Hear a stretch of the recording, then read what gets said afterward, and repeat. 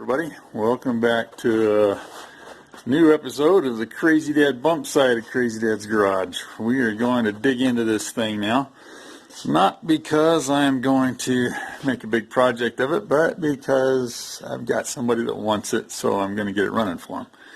Actually, it's my brother, and he wants the truck just like it is, and that makes me happy. I've got one too many projects now, actually probably more than that. But so we're digging into it now. I got it pulled up here at the garage, and we're starting into the process of taking the engine out of it, because I got on it the other day. I pulled the bell housing cover, the bottom cover off of it, and got in there with a crowbar on the flywheel, and I found that I could turn it backwards, but I was only getting about 4 or 5 inches of rotation out of it, and so there's obviously something broken inside. But that's what, as much as anything, I've been wanting to dig in this thing and see what the heck it was that broke. It's full of new parts. My friend rebuilt it, and it probably has less than 100 miles on it. In fact, he said it probably has less than 10 on it.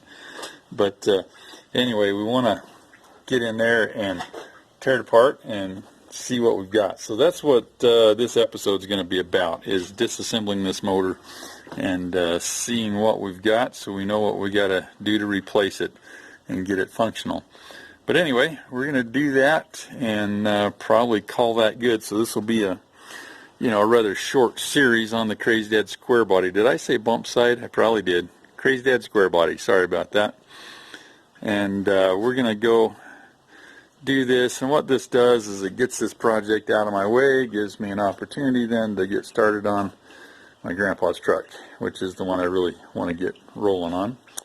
So we're going to start digging into this and see what we've got. I got the propane system loose. I got a lot of the water hoses loose so far. Taking an engine out's a pretty straightforward thing, especially something that's old. You just got to get everything taken loose from it and get it to where you can lift it. And so that's what we're going to be working on. Because we can't rotate the engine, we won't be able to get the torque converter bolts all loose from that so that we can separate those the normal way. So what I'm going to do is I'll go in here and pull the radiator out of this thing, get the fan off of it and stuff, so that we can move the thing another, that's going to give us 10 inches of movement. We can move it forward, and that should be enough to allow the torque converter to actually pull out of the transmission. And it'll still be bolted to the flywheel of the engine, but we can deal with that at once we get it apart. The other option is to pull the tranny out with it, and I don't know, don't really want to do that if I don't have to. So we're going to see what we can make happen here. Anyway, that's what I'm doing. I'm going to walk through. So right now I'm working on, I got the alternator pulled off. I'm going to take the power steering pump loose, which is on the other side, and then we will, so get the power steering pump and its bracketry out of the way, get the alternator brackets off of there. Then I'm going to go in, get the fan off, and that'll allow me to take that spacer off and the water pump pulley, which will bring our total length back down to, somewhere in the neighborhood of where the end of that pulley is right now. That will also let me get the fan shroud off and get the radiator out, and that's going to be my first line of attack here as I move forward with that. Just a note here on power steering pumps. On power steering pumps and air conditioning compressors, when I take them off, I like to try to not undo the hoses from them. So I'm going to unbolt it and its brackets and try to get that up to where I can just set it up, maybe wire it up here out of the way, so that the engine will come out. And this one, the AC compressor is gone, but it probably would have been on the other side. But I like to do the same thing with those so that I don't have to recharge them. And most of the time you're able to do that, not always. Sometimes you don't get lucky. But those are kind of the directions we're going to be moving in. here right now, and I don't know how far I'll get on it tonight. It's like 4 o'clock already, but we'll start down that trail and see where we get, and I'll keep you posted. Alright, here we go. We got the radiator out and the hoses and the fan. We got the power steering pump sitting off over there. The alternator's gone. Disconnected the fuel line from the pump. I really wanted to take it loose down there, but it's not wanting to easily. So I'll just take the 2 little lines right there that go into the side off and then bring it out with the motor. Got to get this vacuum line gone. We got rid of the air cleaner.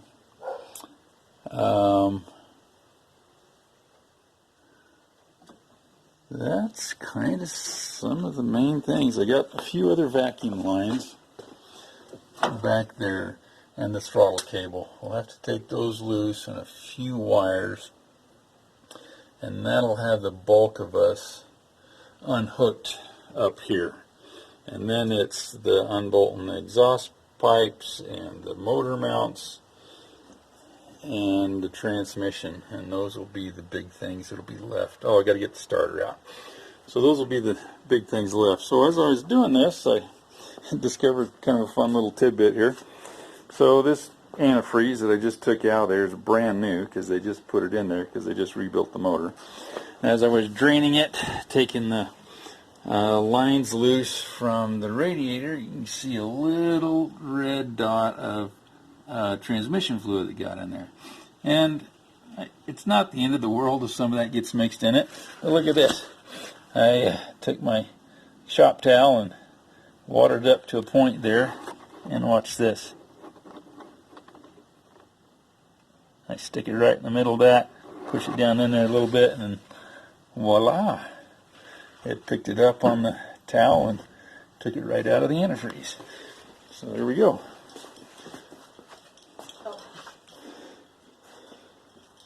Alright. Well, that was a good focus adjustment. There we go. Alright, so I'll be back in a little bit as we get some more of this unhooked and report to you how it's going. Alright, boys and girls, we're going to call it a wrap for the night. Got the carburetor all unhooked and laying over here to the side because it's got a cable on it of some kind. Let's see, what I pulled the water pump off just because I had time and it was there, and so I did it. And got all those wires and hoses unhooked back there. So pretty much, I just saw ground wire back there. I got to get it off. But I'm pretty much ready on the top side to bring it out. Now I got to go down and get my motor mounts and exhaust system starter, that kind of stuff. But I'll tackle that tomorrow probably.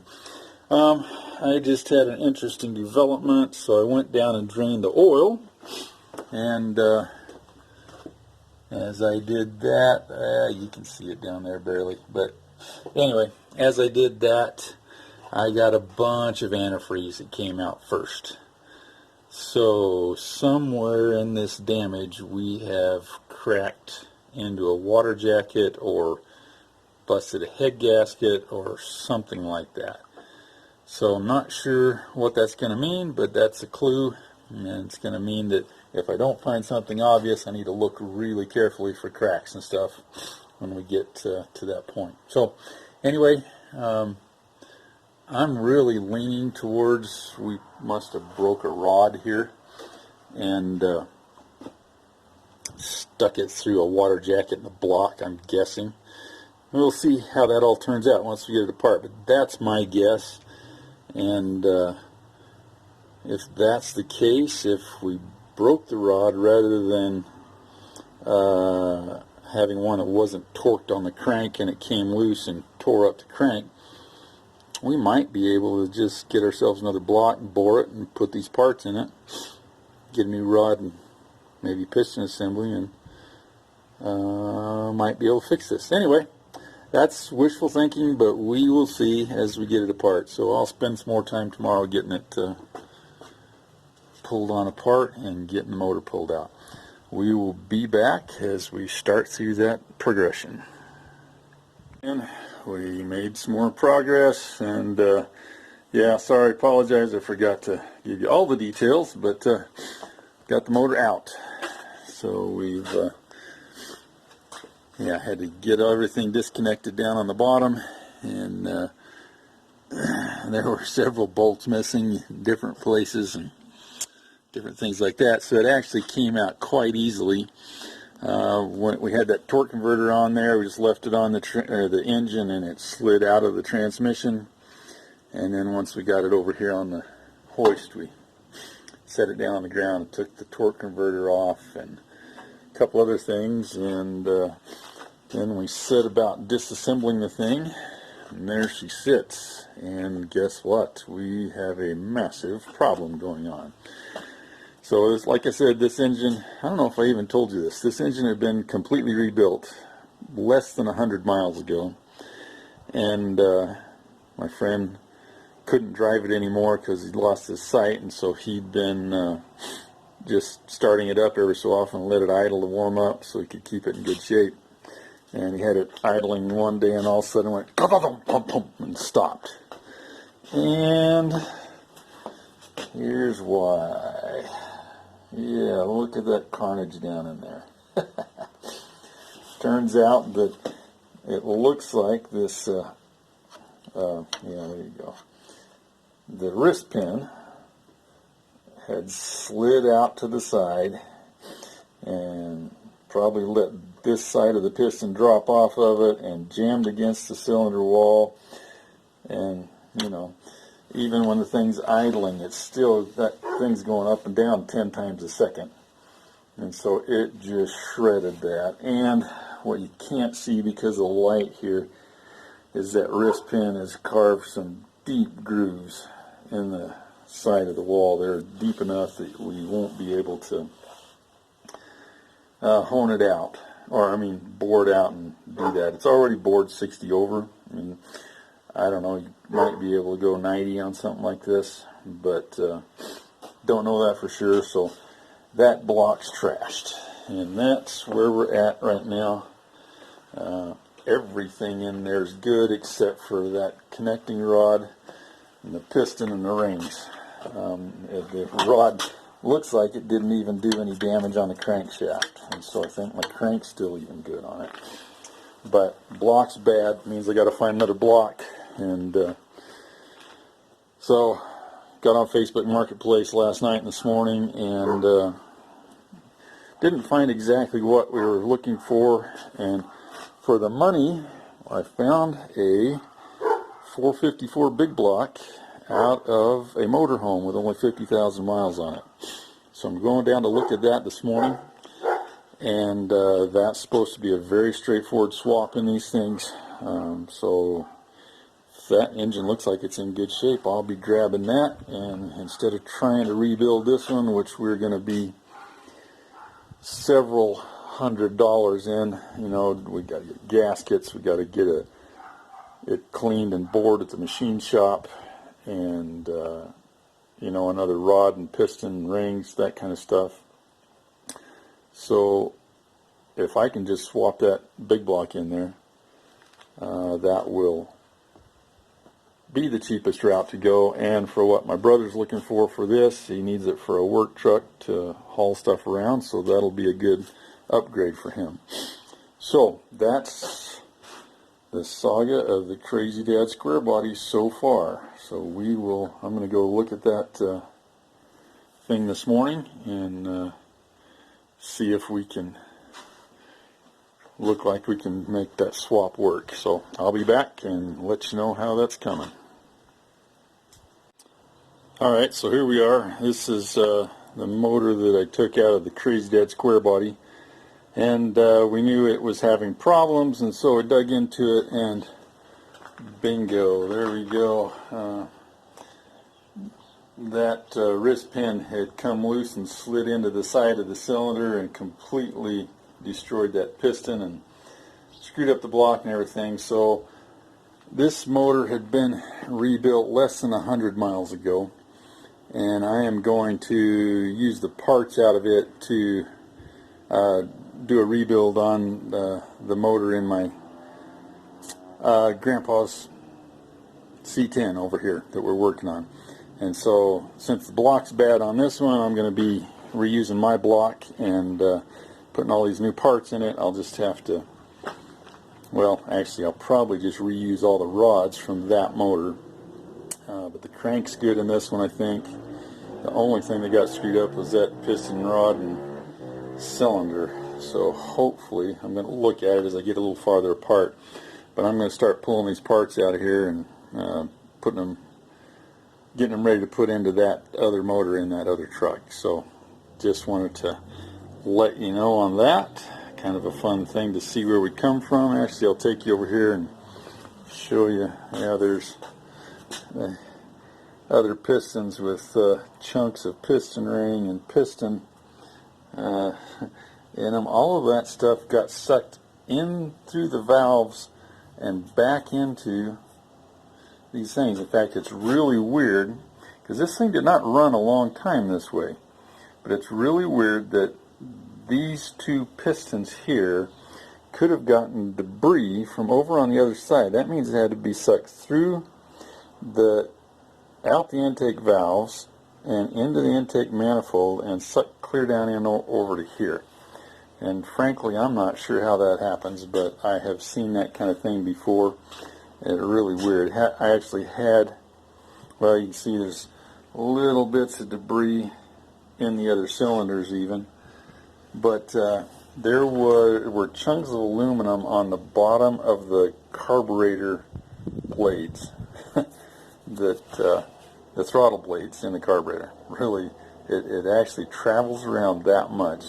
It's really bizarre. But anyway, so there you go. Let's take you over here. Here's my cylinder heads. This is the cylinder that had the damage in it, and got the spark plug in there, but I think that my valves are okay. I'm going to have to pull them out and double check, make sure I don't have stuff stuck underneath valves and things like that. But I think my heads are okay. And here's the other one down here. This one, yeah, it's got quite a bit of debris in this side of it, but that's just, oh, it's actually messed up the spark plug there too. So anyway, that's kind of the stuff that happens when something comes apart. But there you go. So that'll give you an idea where we're going to get a bunch of good parts to go into that motor on my grandpa's C10. So we'll be back as we move forward with that project. Alrighty then, there's the biggest piece of the piston that was left over. Fortunately, it did most of its damage to the piston. It's just completely shredded it. You can see in here though why we're not going to even try to salvage that block, besides the fact that it's bored 60 over. Somebody's going to have to sleeve it if they want to save it. So I think that's a crack that we're seeing right there that runs across that way. But it's got those giant gouges in it all the way down, up and down both sides, and it's busted a couple of chunks out of the bottom of the cylinders there. So I think that can be fixed by sleeving, but I'm not going to mess with it. I'm going to have a good block anyway, so I'm not going to worry about it. But as we've taken everything apart, it's literally all of the pieces are salvageable, except for that piston and rod. So, I mean, the bearings are in excellent shape. Had a double roller timing chain on it. Camshaft actually had a big chunk of piston jammed in against it, but it hasn't scarred it up at all. So it's good shape. We got a fuel pump down there. Crankshaft is in good shape. I mean, I might have to have it measured to see, you know, if it did bend it or anything, but that's not likely. It was idling and things like that, so I think we're probably good there. Here's my piston and rod collection, and you can see there's my rod that's hammered, but it didn't even mess up the bearing on the rod, so that's really cool. I do have this piston over here, which I think was the one right next to it, and it had a pretty significant amount of damage. on it. Probably nothing that you couldn't reuse it, but I'll just get 2 new pistons and a couple pairs of rings to put in here. The rods, I might need to touch them up. I'm not sure, but actually I probably won't even use them because I'll probably use the rods out of my old motor that comes out of the other truck. So they look pretty good. I went over the heads earlier on. Heads look fine, except for some spark plug damage, like that one right there, where a chunk got in there and got wedged between the piston and the spark plug and damaged it, but the rest of the cylinder looks fine. I think we're all good to go on that. Here's the one where the carnage actually occurred. Again, badly damaged spark plug, but I'm not seeing any other problems there. I mean, even the valves seem to have survived, which is surprising for as much junk as blew out of them in the process. But I'll go through and clean the ports out and things like that, but I think we're probably in good shape. I've got really a block with a bore job, a set of pistons, or a pair of pistons and some rings. Replace the connecting rods, drop that crank in there because it's been turned. Camshaft is in good shape. Lifters are all there and in good shape. Right there. So I think that was worth tearing it down. And we're going to completely replace this motor in the square body here. I found a 454 that we're going to drop in there out of a motor home. It only has 50-some thousand miles on it. So we'll be working on that here in the next day or two as soon as I get it. The guy's still got to pull it out of the motor home. So we'll do that. And we should be back in good shape. So there we go. This will be, I don't know, probably put this up on Facebook, see if somebody wants it for 25 bucks and take it in and sleeve it. Yeah, pretty happy with the progress. So here's the other things I can gain off of it. So the Grandpa's C10 has a broken exhaust manifold, broken right across here. And so I've got one of those. It's that same style of manifold.